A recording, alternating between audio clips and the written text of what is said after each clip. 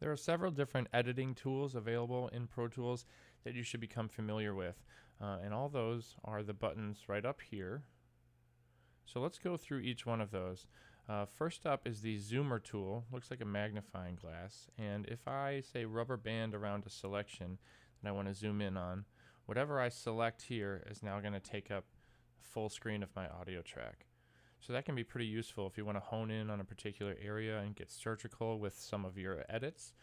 However, I don't find myself using it all that much. I find myself using the keyboard shortcuts of R and T, R to zoom out and T to zoom in, using those quite frequently.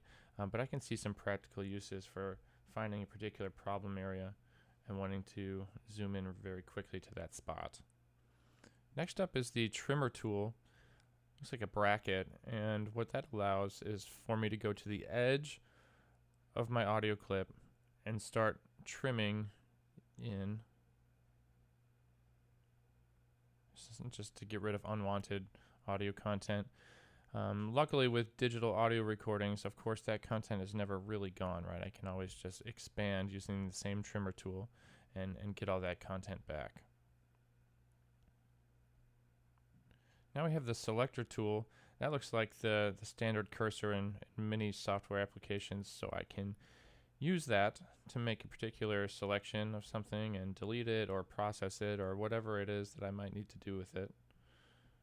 And the grabber tool, that looks like an open palm, allows me to move my audio clips in the timeline based on whatever edit mode functionality I have enabled here.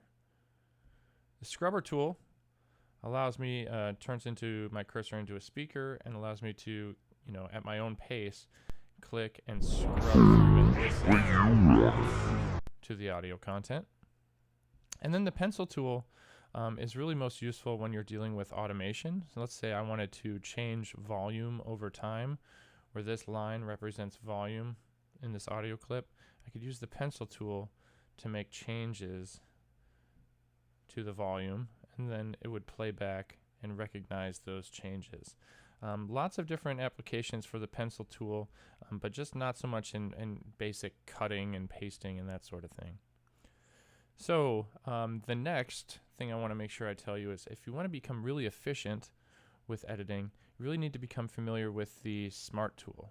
So once I switch back to waveform track view, the Smart tool is this little bracket that goes around the three main editing tools, the trim, selector, and grabber tools. If I click the Smart tool and engage it, you'll notice that those three main tools are all selected. And now I can use any of those based on the location of my cursor on an audio track. So if I'm on the side, I get the trimmer tool. If I'm on the top half of the audio track, I get the selector tool. And if I'm on the bottom half, I get the grabber tool. So I can really quickly sort of utilize all of those main features just based on where the cursor is located in the audio track. Now as a bonus, the Smart tool also engages a fade tool, which is in the upper corners. Cursor turns into this square with a diagonal line through it and allows me to create fades based on my desired length of the fade. So the Smart tool is a great way to become really efficient with your editing. Also, learning the keyboard shortcuts to scroll through those so you don't have to keep using your mouse to come back up here and switch back and forth between what it is you want to use.